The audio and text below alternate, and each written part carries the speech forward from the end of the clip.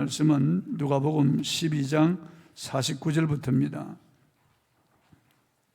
53절까지 제가 봉독하겠습니다. 누가복음 12장 49절부터입니다. 내가 불을 땅에 던지러 왔노니 이 불이 이미 붙었으면 내가 무엇을 원하리요? 나는 받을 세례가 있으니 그것이 이루어지기까지 나의 답답함이 어떠하겠느냐? 내가 세상에 화평을 주려고 온 줄로 아느냐? 내가 너희에게 이르노니 아니라 도리어 분쟁하게 하려 함이로라. 이후부터 한 집에 5사람이 있어 분쟁하되 셋이 둘과 둘이 셋과 하리니 아버지가 아들과 아들이 아버지와 어머니가 딸과 딸이 어머니와 시어머니가 며느리와 며느리가 시어머니와 분쟁하리라 하시니라. 아멘. 불을 던지러 오신 예수님, 이런 제목으로 오늘 말씀을 통해서 은혜를 나누겠습니다. 불은 잘 사용하면 문명의 이기가 됩니다. 추운 겨울에도 보일러에 불이 붙으면 그 가정에, 그 집안에서 따뜻하게 생활할 수가 있습니다. 불을 통해서 음식을 조리하고 요리해서 우리가 먹을 수가 있는 것입니다. 이 불을 우리가 환하게 밝은 데서 이렇게 예배를 드릴 수가 있는 것이죠. 이 불이 공장의 기계에 들어가면 생산할 수 있는 그런 능력이 되는 것입니다. 불이 다리 위에 들어가면 열을 내어서 옷을 다릴 수가 있는 거죠. 이 불은 잘 사용하면 우리 문명에 이겨야 되는 거죠. 오늘날 이 21세기 문명을 이룬 것은 불의 힘입니다. 불로 말미암아 이렇게 이루어진 것이죠. 불이 없다면 상상할 수 없는 일이죠. 그러나 불은 또한 잘못 사용하면 산을 태우기도 하고 재산을 태우기도 하고 사람을 죽이기도 하는 것이죠. 그 우크라이나 전쟁에 지금 키우 같은 도시에 이 러시아가 쏜 미사일이 떨어지면서 불이 폭발해서 집이 불타고 많은 사람들이 사상하는 것입니다. 이건 마귀의 불이 되는 거죠. 이건 악마의 불이 되는 것입니다. 그러나 예수님께서 우리에게 주시는 불이 있습니다. 초자연적인 불입니다. 이게 능력의 불입니다. 이게 거룩한 불입니다. 이 불이 바로 성령의 불입니다. 예수님께서 내가 불을 땅에 던지러 왔다고 말씀하셨습니다. 이 바로 거룩한 불, 성령의 불을 말씀하시는 것입니다. 본문 49절을 보겠습니다. 내가 불을 땅에 던지러 왔노니 이 불이 이미 붙었으면 내가 무엇을 원하리요? 주님이 간절히 원하는 것은 이 그리스도 안에 있는 사람들이 이 불을 받는 것입니다. 주님이 던져주시는 이 불을 받는 것입니다. 이 불이 붙는 것입니다. 이 불이 우리 마음속에 타오르는 것을 주님이 간절히 원하는 것입니다. 이 불이 우리의 심령 재단에 붙어서 타오르기를 주님이 원하시는 것입니다. 세례 요한은 예수님을 가리켜서 불과 성령으로 세례를 베푸는 분이라고 하셨습니다. 또 자기 타작마당을 정하게 하사 알곡은 모아 곡간에 들이고 쭉증이는 끄지지 않는 불에 태우는 분이라고 했습니다. 예수님은 불로 세례를 주시는 분이기도 하고, 또 한편 불신자들, 끝끝내 하나님의 호의를 거절하는 자들은 불 속에 던지는 그런 분이시라고 했습니다.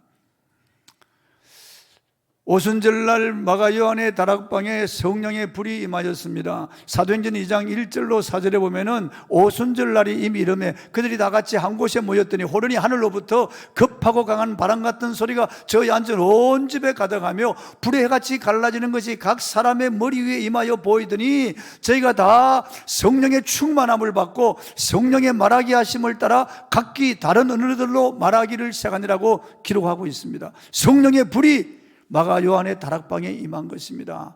그날 이후로 엄청난 그런 변화가 이 세상에 일어나기 시작했던 것입니다. 불은 강력한 에너지요 원동력입니다. 화력발전소나 원자력발전소에 그 강력한 터빈을 돌리는 힘이 바로 불의 힘입니다. 불로서 터빈을 돌려서 이 전기를 생산해서 이런 가정과 그리고 공장에 보내는 것이죠.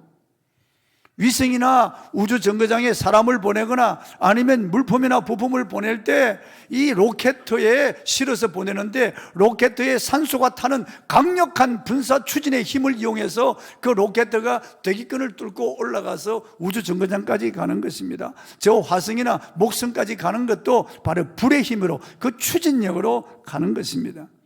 여객기가 400명 이상의 인원을 태우고 많은 화물을 싣고 그 하늘을 향하여 솟구쳐 올라가면서 하늘을 날아 태평양을 건너가는 것도 그 불의 힘, 그 기름을 태우는 불의 힘으로 날아가는 것입니다.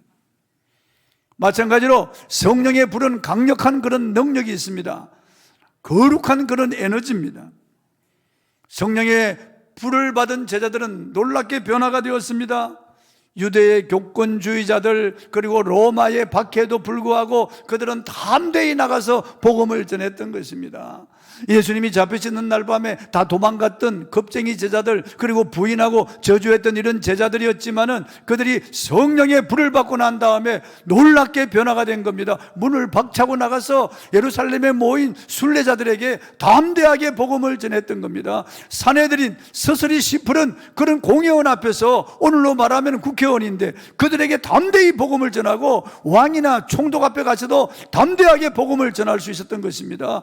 목에 칼이 들어와도 창으로 그들을 위협해도 그들을 막을 수가 없었습니다. 잡아서 채찍질하고 감옥에 가둬두어도 그들은 담대하게 우리가 하나님 앞에서 하나님 말씀 듣는 것과 너희 말 듣는 것 어느 것이 옳은지 판단하라고 담대하게 복음을 전할 수 있었던 것은 그들 속에 성령의 불이 타고 있었기 때문입니다.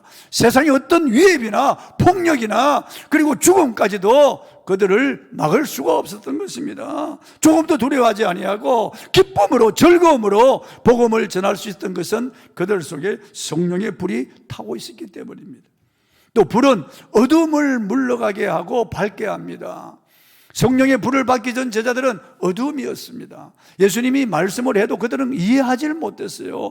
주님이 십자가에 대하여 부활에 대하여 그리고 구약 성경을 인용해서 그들에게 가르쳐 주어도 그들은 무슨 말씀인지 이해하지를 못했습니다. 깜깜했습니다. 정말 어리석고 무지한 그런 제자들이었습니다. 3년 동안 주님의 말씀을 들었어도 그들이 주님의 말씀을 이해하고 분별하지 못했다는 겁니다. 그러나 성령의 불을 받고 난 다음 그들은 놀랍게 구약 성경을 통째로 꿰뚫어 알게 되었습니다. 한순간에 알게 된 것이죠. 구약 성경의 모든 말씀이 예수 그리스도를 가리키고 그리스도의 십자가와 부활에 귀결된다고 하는 것을 그들이 알았던 것입니다. 그래서 베드로가 남대히 나가서 성령 받은 그날 나가서 구약을 인용해서 예수가 메시아 그리스도 이름을 증언한 것입니다. 성령 받은 것은 요엘서 2장 28절 말씀이 이루어진 것이라고 말하고 다윗의 시편을 인용해서 예수님의 십자가와 부활을 그들에게 담대히 증거한 것입니다. 한순간에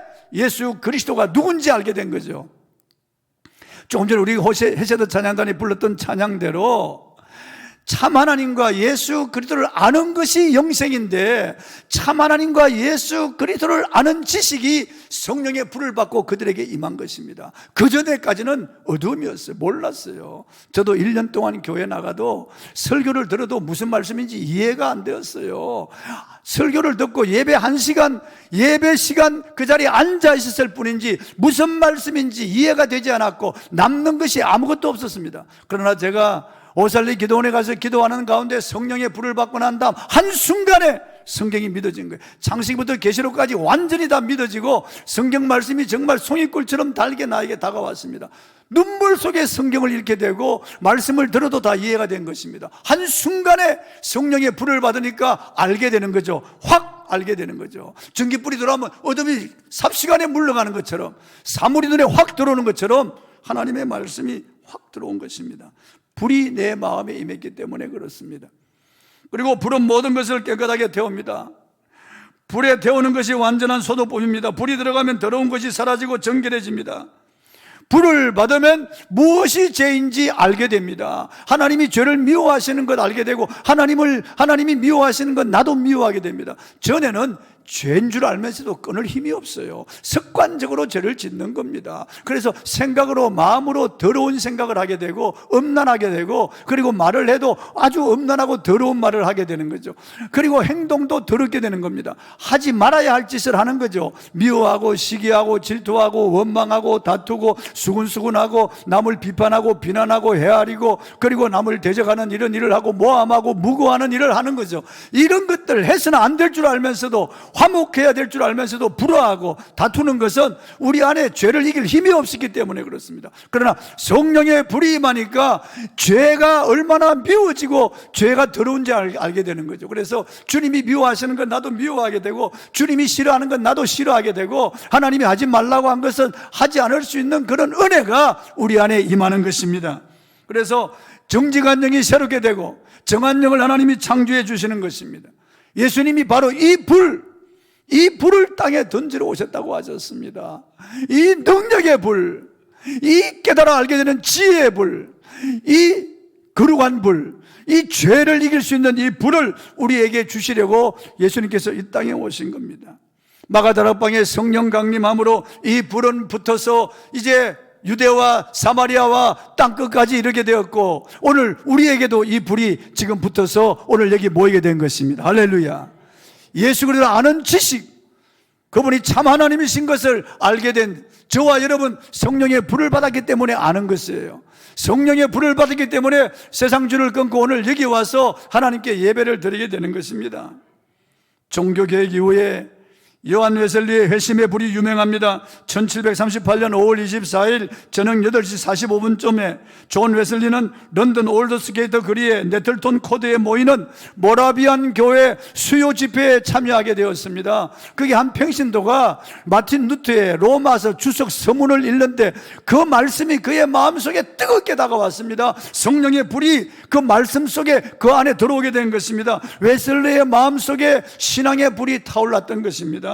그는 그 경험을 이렇게 말했습니다. 나는 마음이 이상하게 뜨거워지는 것을 느꼈다. 나는 구원을 얻기 위하여 오직 그리스도만을 신뢰해야만 한다고 느꼈다. 그리고 그때 한 가지 확증, 곧 그리스도께서 나의 죄, 심지어 내 자신까지도 제거해 버리시고 나를 죄와 사망과 법에서 구원하여 주신 데 대한 확증을 얻었다. 나는 온 세계를 나의 교구라고 생각한다. 어떠한 지방에서든지 구원의 기쁜 소식을 듣고자 하는 모든 사람에게 복음을 전하는 것이 마땅히 해야 할 나의 본분이라고 생각한다. 웨슬리의 마음에 붙은 이 불이요, 다른 곳으로 계속 옮겨붙어 다른 사람에게 옮겨붙고 또 옮겨붙어서 수십만, 수백만, 수천만 명에게로 이 불이 옮겨붙게 된 거예요. 이 불이 전이 되어서 오늘날 전 세계 감리교를 통해서 얼마나 많은 사람들이 구원 얻는지 알 수가 없습니다. 20세기 성령의 불은 1904년 영국 웨일즈에 임하였습니다. 이 성령의 불길에 내관 역할을 담당했던 26세 이반 로버츠는 가난하지만은 경건한 기독교 집안에서 태어났습니다.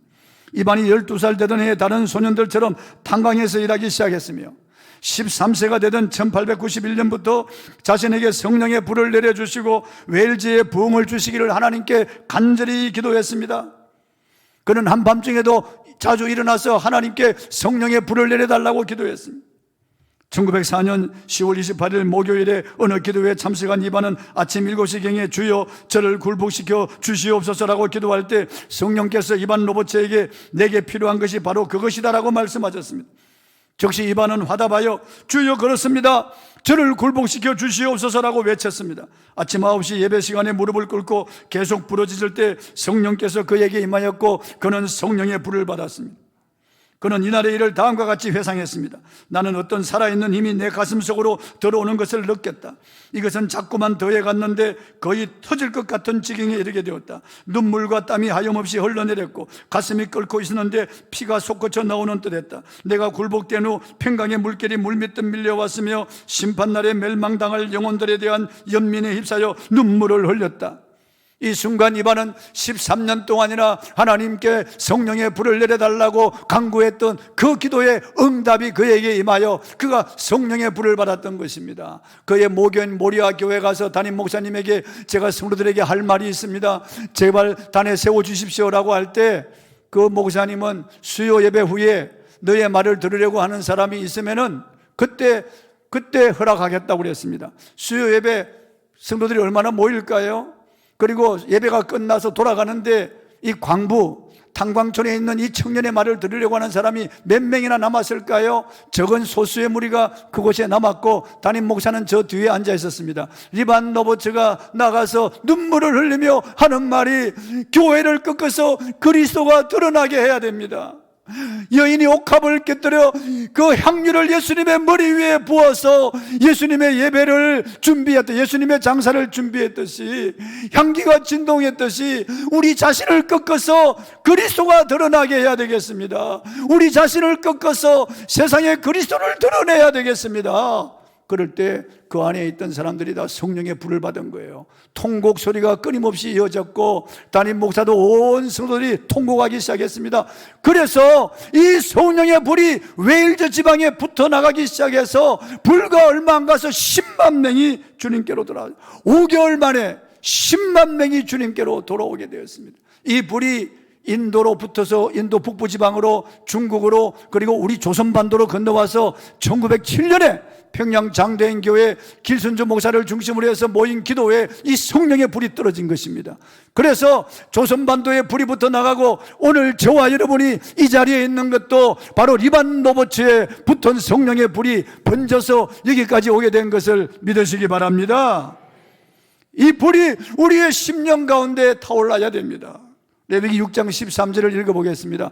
불은 끊임없이 제단 위에 피워 꺼지지 않게 할지니라. 우리 불이 꺼질 수 있다는 거예요. 성령의 불이 희미해질 수가 있고 꺼져버릴 수가 있고 연기만 날고 그리고 숯덩이처럼 그렇게 돼버릴 수 있다는 거죠.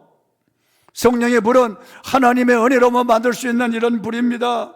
성령의 불이 있어야 우리는 세상을 이길 수 있고 이 사단의 계략을 이길 수가 있습니다. 성령의 불이 있어야 기도할 수 있고 전도할 수 있고 사랑할 수 있고 용서할 수 있고 거룩한 삶을 살 수가 있는 거예요. 성령의 불이 우리 안에 타오르기를 예수님의 이름으로 축복합니다.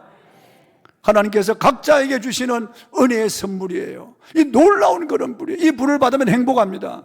이 불을 받으면 천상의 기쁨을 누릴 수가 있습니다. 이 불을 받으면 우리가 신앙생활 하는 것이 힘든 것이 아닙니다. 너무나 자유롭고 이 불을 받으면 신앙생활이 너무나 즐거운 것이에요. 마지못해서 하는 데서부터 우리가 완전히 자유함을 얻어서 즐거움으로 능동적으로 주님을 섬길 수가 있는 것입니다. 이 불이 지금 당신의 가슴에 타오르기를 주의 이름으로 축원합니다.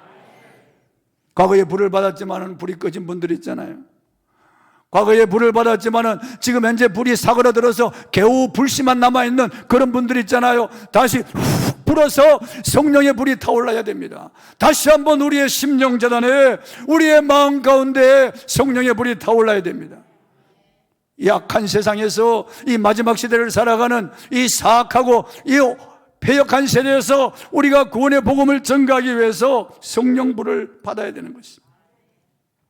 주님은 우리 구원을 위해서 십자가 세례를 받으셨습니다. 본문 50절입니다. 나는 받을 세례가 있으니 그것이 이루어지기까지 나의 답답함이 어떠하겠느냐. 여기서 주님께서 받을 세례라고 말씀하신 것은 바로 십자가의 죽으심입니다.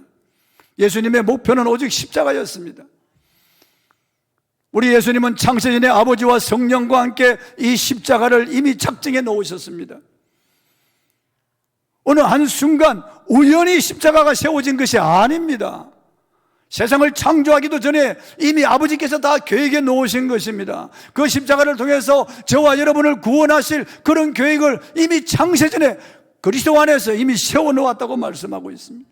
예수님 마국간에 태어나서 십자가를 바라보시고 십자가를 향하여 걸어가신 것입니다.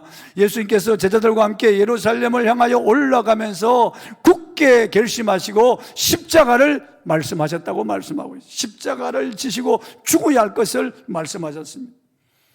이사야 53장 5절 6절에 이렇게 기록하고 있습니다. 그가 찔림은 우리의 허물을 인하며 그가 상함은 우리의 죄악을 인함이라. 그가 징계를 받음으로 우리가 평안을 누리고 그가 채찍에 맞음으로 우리가 나음을 받았도다. 우리는 다 양 같아서 그릇 행하여 각기 제 길로 갔거늘 여호와께서는 우리 모두의 죄악을 그에게 담당시키셨도다. 예수님께서 하나님이신데 우리의 죄를 용서하시고 우리를 구원하기 위하여 사람이 되어 이 땅에 오셔서 십자가 제단에서 그의 몸을 깨뜨리고 살을 찢고 그 보배로운 피를 싹김없이 쏟아주신 거예요.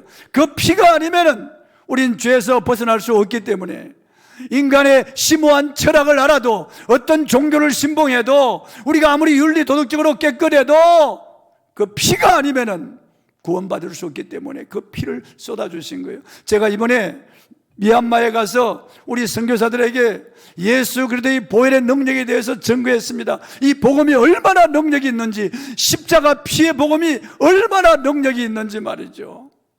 60인 인간의 지혜를 다 모아도 한 영혼을 지옥에서 천국으로 옮길 수가 없습니다. 이 세상 모든 나라의 경제력을 다 모아도 한 영혼을 지옥에서 천국으로 옮길 수가 없습니다. 모든 군사력을 다 모아도, 모든 과학의 힘을 다 모아도 한 영혼을 지옥에서 천국으로 옮길 수 없습니다. 인류 문명 전체를 다 모아도 한 영혼을 지옥에서 천국으로 옮길 수 없는데, 이 예수님의 십자가에 피 묻은 복음만이 한 영혼을 지옥에서 천국으로 옮길 수가 있는 것입니다. 그래서 우리 선교사들에게 호소했습니다. 이 미얀마의 불쌍한 영혼들, 이 초롱초롱한 눈망울 가진 이 어린이들, 이 청소년들, 이들에게 우리가 십자가에 피 묻은 복음을 전해야 하지 않겠느냐고. 그래서 선교센터를 세웠는데, 우리가 많은 돈을 들여서 선교센터를 세웠는데 한 영혼만 구원받는다 하더라도 이 선교센터를 세운 보람이 있다고 그랬습니다. 한 영혼이 천하보다 귀하기 때문에 미얀마는 추수하는 황금기이기 때문에 지금 복음을 전하면 많은 어린이 청소년들이 돌아올 수 있다고. 그래서 우리가 이 피 묻은 복음을 힘써서 애써서 전하자. 그리고 같이 합심해서 기도했습니다. 고린도서 7장 20절에 보면 그의 십자가의 피로 화평을 이루사 만물 곧 땅에 있는 것들이나 하늘에 있는 것들이 그로 말미암아 자기와 화목하게 되기를 기뻐하심이라. 예수님께서 다 이루었다. 데텔레서 테이, 아버지께 모든 죄값을 지불했다고 말해요. 데텔레서 테이 하고 죽으실 때 하나님과 우리 죄인 사이의 죄악의 담이 무너진 것입니다. 우리의 죄가 에베레스 산보다 더 높아도 다 무너지고, 태평양 물보다 더 많아도 하나님이 다 용서하시고, 예수 그리스도의 십자가를 통해서 하나님과 우리가 화목하게 된 것이에요. 우리의 죄가 없어졌기 때문에 우리는 이제 아버지께로 나가서 아빠라고 그분의 품에 안길 수 있고 은혜의 보좌 앞으로 나아갈 수 있게 되었다는 것입니다. 십자가 하나님의 이 놀라운 은혜입니다. 십자가에 하나님의 사랑이 나타난 거죠. 그리고 십자가에 하나님의 공의가 나타났습니다. 그 십자가, 하나님은 죄를 미워하십니다. 그래서 우리를 그냥 용서할 수 없는 거예요. 그래서 그 아들일지라도 하나님이 심판하여 그 아들을 죽이신 거예요. 죄 때문에, 저와 여러분의 죄 때문에 그 아들을 찢어 죽이신 거예요. 그게 하나님의 공의예요. 그리고 그 피를 쏟아서 우리를 구원하시는 하나님의 사랑이 십자가에 나타난 겁니다. 그래서 십자가는 하나님의 공의와 하나님의 사랑이 나타난 것이에요. 그리고 너와 나가 화목하게 되는 화목의 자리가 된 것이에요. 여러분, 이제 우리의 목표도 십자가가 되어야 됩니다. 저와 여러분이 뭘 자랑하겠어요? 인물 자랑하겠어요? 건강 자랑하겠어요? 돈 자랑하겠어요? 인기나 명예 얻은 거 이거 자랑하겠어요? 여러분, 다 흘러가는 겁니다. 삽시간에 지나가는 것입니다. 우리가 자랑할 것은 바울처럼 오직 예수의 십자가만 자랑해야 될 줄로 믿습니다.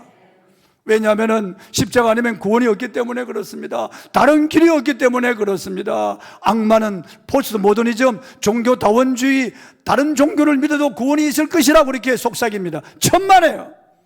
예수 그리스도의 십자가 외에는 전혀 구원이 없습니다. 그의 피 외에는 우리의 죄를 씻을 길이 없습니다. 그러므로 여러분, 십자가는 하나님의 전적인 은혜입니다. 에베소 2장 28절, 너희가 그 은혜를 인하여 믿음으로 말미암아 구원을 얻으나니 이것이 너희에게서 난 것이 아니요 하나님의 선물이니 행위에서 난 것이 아니면 누구든지 자랑하지 못하게 하려 합니다. 행위에서 난 것이 아니에요.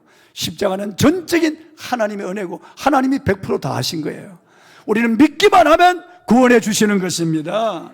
예수님이 십자가를 지시기 위하여 이 땅에 오신 거예요. 십자가 후에 부활이 있는 거예요.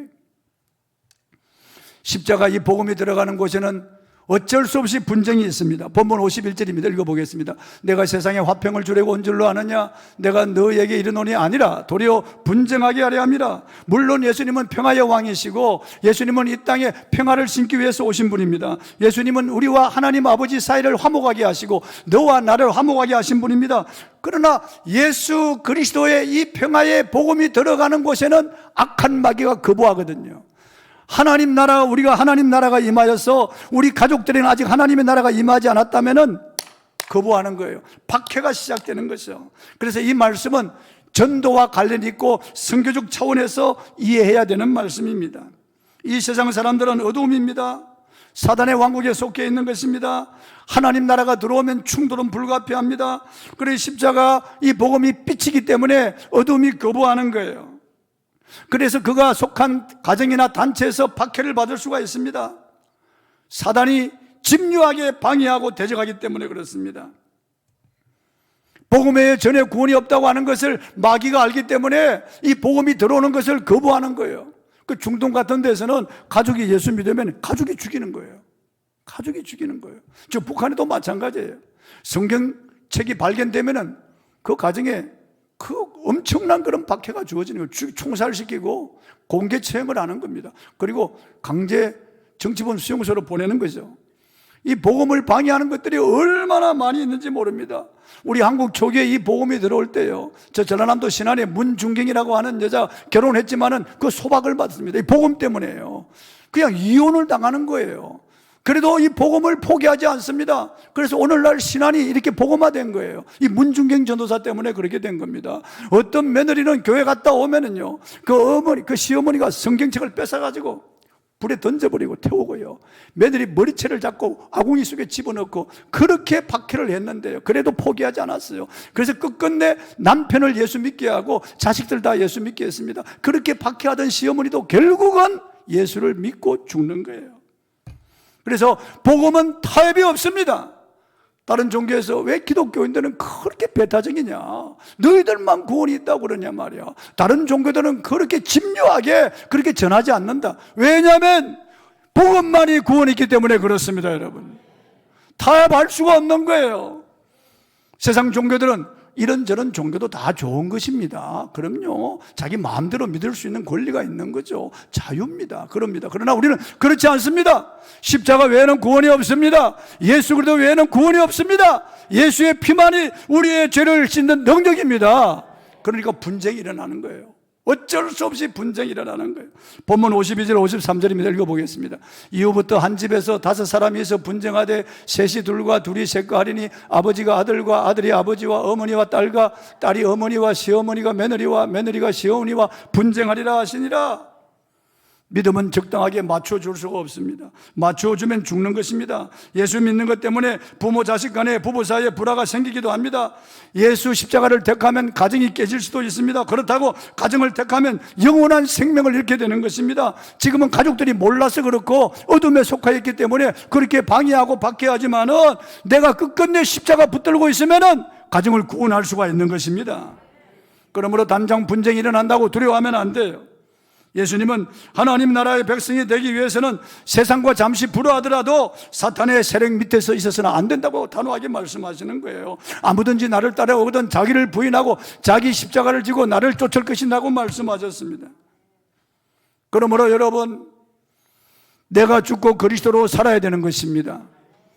갈라디아서 2장 20절, 내가 그리스도와 함께 십자가에 못 박혔나니 그런지 이제는 내가 사는 것이 아니요 오직 내 안에 그리스도께서 사시는 것이라. 이제 내가 육체 가운데 사는 것은 나를 사랑하사 나를 위하여 자기 자신을 버리신 하나님의 아들을 믿는 믿음 안에서 사는 것이라고 했습니다.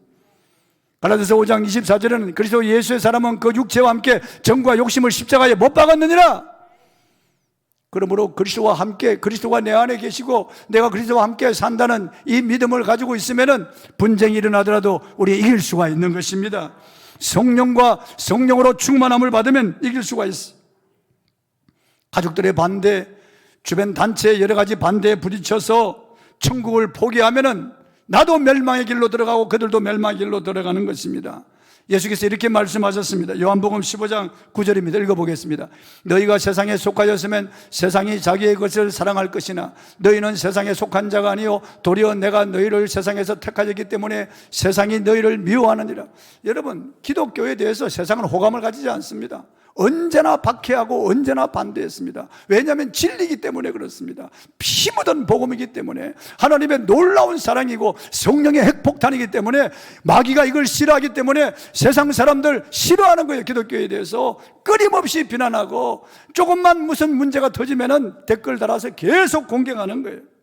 그러므로 여러분, 잠시 비난받고 미움을 받는다고 해서 타협하면 다 같이 망하는 것입니다. 잠시 분쟁이 있더라도 단호하게 복음 진리를 고수하시고 이 복음 진리 십자가를 붙들고 승리하시기 바랍니다. 그러면은 성령께서 역사하셔서 이기게 해주시는 겁니다. 우리 한국 초기에 복음이 들어왔을 때요, 선교사를 향하여 막 돌을 던지고요, 양코쟁이 귀신이 왔다고 그냥 코 큰 그런 서양 귀신들 왔다고 막 돌을 던지고 마포 삼열 선교사 이게 맞방이 다 깨지고 피가 터지고 그랬습니다. 그래서 한복을 입고 갓을 쓰고 다니면서 복음을 전해도 그렇게 박해했다고요. 얼마나 많은 선교사들이 이 땅에 와서 죽임을 당했는지 알 수 없습니다. 그래서 오늘 저와 여러분이 여기 있는 거예요. 이 피 묻은 복음, 분쟁 속에서도 굴하지 아니하고 이 복음을 전해서 오늘 저와 여러분이 여기 있는 거예요. 성경을 무릇 그리스도 예수 안에서 경건하게 살고자 하는 자들은 핍박을 받으리라고 했습니다. 세상은 탈박이 좋아하는 자들을 좋아하고 하나님의 뜻대로 살려고 하는 그리스도인들은 미워합니다. 우리가 주님을 닮아갈수록 세상과의 갈등은 더 심해집니다. 여러분, 가족들은 진리를 알지 못합니다. 그렇기 때문에 박해할 수 있어요. 언젠가 그들도 주님을 알게 되고 주님을 영접하게 될 것입니다. 그러므로 잠시 분쟁이 있다고 두려워하지 마시고 십자가 던져버리지 마시고 끝까지 진리를 고수하시기 바랍니다. 여러분, 주님 사랑하시기 바랍니다. 가족들보다 주님을 더 사랑해요. 세상보다 돈보다 주님을 더 사랑해야 됩니다. 여러분, 오직 예수님만 사랑하는 저와 여러분이 될 때 하나님의 능력이 나타날 것입니다. 이 세상에 물이 얼마나 귀한지 알 수 없습니다. 여러분, 물이 마르면 다 죽는 거예요. 물이 없으면 우리는 얼마 가지 못해서 한 일주일 열흘 가면 다 죽는 거예요. 여러분, 공기 없으면 3분만 없으면 죽는 거예요. 여러분, 태양 1분만 사라져 우리는 죽는 거예요. 태양이 사라지면요. 공기나 물이나 태양이나 우리 인간의 생명입니다. 생명, 너무나 귀한 것이에요. 그러나 물이나 공기나 태양보다 더 귀한 것이 바로 복음인 것을 믿으시기 바랍니다. 저거 없으면 이 땅에서 사는 생명 사라질지 몰라도 영원한 생명은 복음 안에 감춰져 있는 것이에요. 이 복음이 얼마나 귀합니까, 여러분? 우리는 이 복음을 사수하고 이 복음 진리를 전하기 위해서 성령의 불을 받아야 되겠습니다. 오늘 이 시간도 불을 던지러 땅에 오신 주님, 불을 던지러 오신 주님, 마가 요한의 다락방에 불이 붙었습니다. 고넬료의 가정에 불이 붙었어요. 에베소 교회에 불이 붙었어요. 저 유럽에 불이 붙고, 그리고 미국으로, 한국으로 이 불이 건너왔어요. 이 불은 지금 타오르고 있습니다.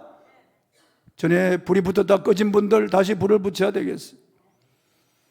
전에 불이 거세게 타오르는데 지금 꺼져버리고 연기만 나는 분들 다시 불을 붙여야 되겠습니다. 불은 있긴 있는데 불씨만 조금 남아있는 분들 다시 불어서 이 불이 타오르게 해야 되겠습니다. 성령의 불길이 우리의 심령재단에 타오르기를 주님의 이름으로 축원합니다.